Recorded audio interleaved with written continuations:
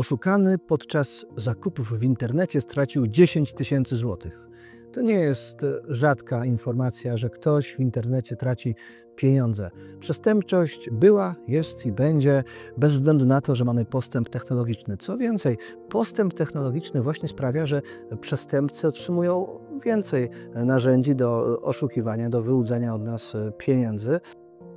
W dzisiejszym świecie, gdzie pieniądze coraz częściej przybierają formę cyfrową, cyberprzestępczość staje się jednym z największych zagrożeń dla naszego bezpieczeństwa finansowego. Cybernetyczni złodzieje chcą ukraść nasze ciężko zarobione pieniądze. Cyberświat jest naszym już standardowym zjawiskiem. Funkcjonujemy w nim zarówno prywatnie, jak i biznesowo. Dlatego te zagrożenia nieustannie rosną, bo coraz więcej nas jest w cyberprzestrzeni. Mamy walutę elektroniczną, mamy kryptowaluty, czyli wszystkie nasze główne aktywa zaczynają być w cyberprzestrzeni. My żyjemy, wszystko wydatek, nawet dane prywatne, czasami wrażliwe, dotyczące nas, posiadamy to w naszych smartfonach, komputerach, w chmurze. Dlatego ten świat cyber, do którego nieustannie coraz głębiej wchodzimy, coraz więcej aktywów naszych przenosimy do świata cyber, jest kluczowy. Dlatego coraz więcej naszych zagrożeń to nie to, że nam zabiorą telefon na ulicy, wyciągną nasz portfel. Teraz wszyscy, którzy zajmują się cyberprzestępczością, szukają nowych metod dobrania się do naszych aktywów. Dlatego to cyberbezpieczeństwo jest teraz tak ważne. W ostatnich latach liczba cyberprzestępstw rośnie w tempie a nawet trzycyfrowym rok do roku. Co roku hakerzy włamują się do około 1 miliarda skrzynek e-mail. Jednak najczęstszym przestępstwem jest phishing, czyli działanie polegające na tym, że cyberprzestępca podszywa się pod firmę, instytucję lub osobę w celu wyłudzenia naszych danych. W 2024 roku szkody wyrządzone przez cyberprzestępców wyniosły około $9,5 biliona wedle Cyber Security Ventures, a średnia wartość wycieku firmowych danych sięgała niemal $5 milionów według IBM i była o 10% wyższa niż rok wcześniej. Co roku zdarza się także, że około 500 milionów ataków typu ransomware, czyli działania polegającego na rozsyłaniu drogą mailową, złośliwego oprogramowania ukrytego pod postacią niepozornego linku w treści maila czy załączonego do maila pliku. Kliknięcie w link lub załącznik powoduje aktywację złośliwego oprogramowania i skutek w postaci blokady komputera, wykradzenia danych lub zaszyfrowania plików. Ofiara ataku jest potem szantażowana, pojawiają się żądania okupu. Tylko w Stanach Zjednoczonych w 2023 roku ofiary zapłaciły przestępcom ponad $1,5 miliarda. Jeśli miałbym ocenić, czy kradzież miliona złotych w formie fizycznej albo elektronicznej, to zdecydowanie łatwiej jest ukraść to elektronicznie. Jeśli mamy fizycznie, mielibyśmy na przykład mieć informację, że dana gotówka będzie przewożona, że ktoś posiada na przykład złoto w domu.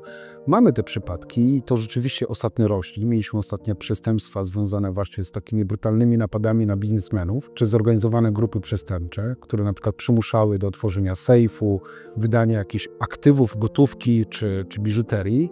Ale jeśli chodzi o skalę i łatwość, to milion do ukradzenia z firmy poprzez na przykład, nie wiem, taki celowany atak, na przykład phishingowy, jest o wiele tańszy i łatwiejszy.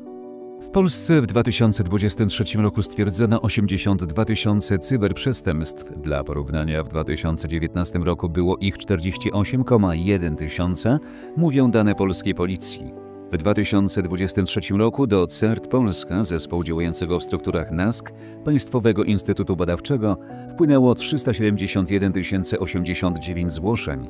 Na ich podstawie zarejestrowano łącznie 80 267 unikalnych incydentów, o 100% więcej niż w 2022 roku. A co najbardziej się boję i teraz jest coraz najbardziej powszechne, to są takie dedykowane, takie bym powiedział trochę socjotechniczne.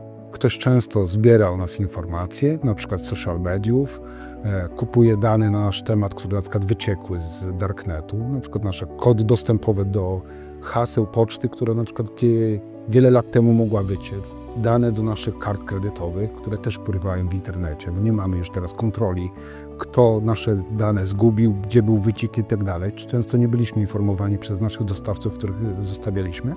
Często te dane można kupić w internecie. I jeśli ktoś chce nas rzeczywiście, daną organizację czy daną osobę zaatakować, przygotowuje taki atak socjotechniczny. Zbiera informacje, sprawdza, testuje. Czasami mogą być to informacje, które mogą nas w pewien sposób dyskredytować.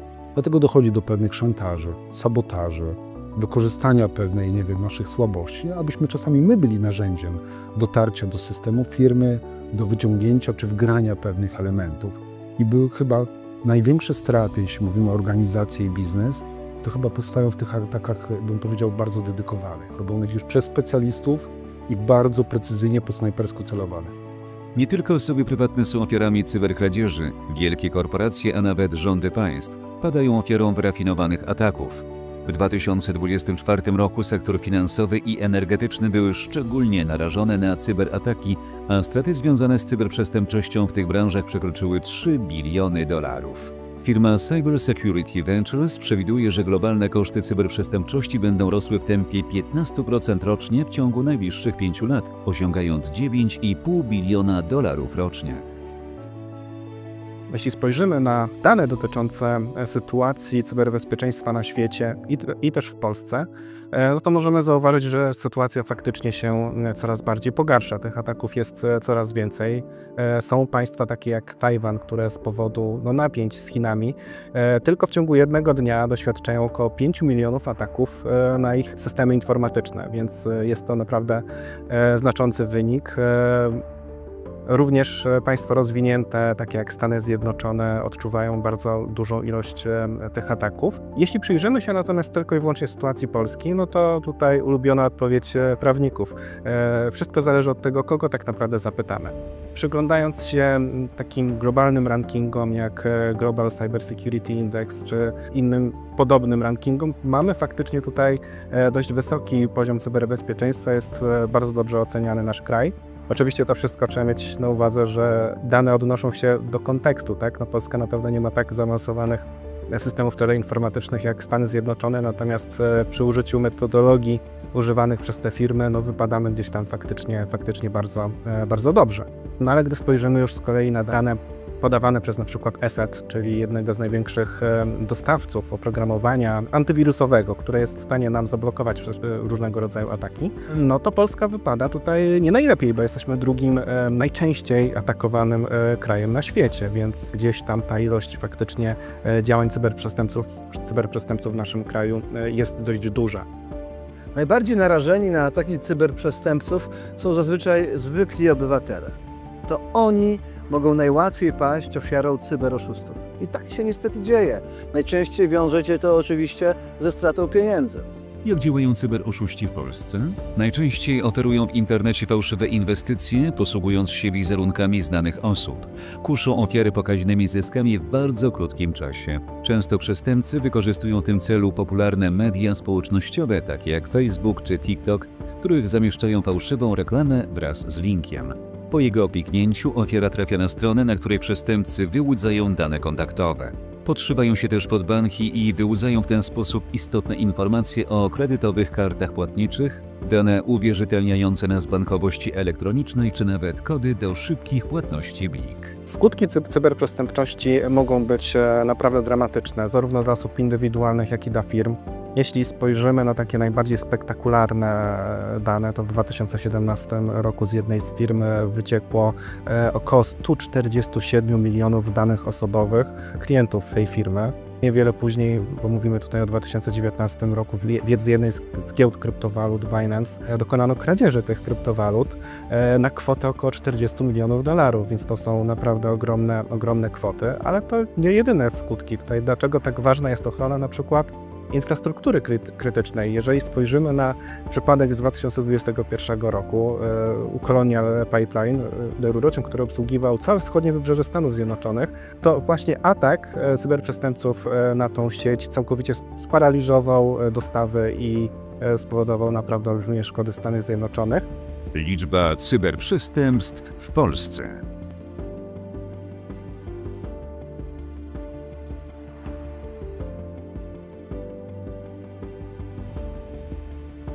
Cyberprzestępstwa w sektorach gospodarki w Polsce.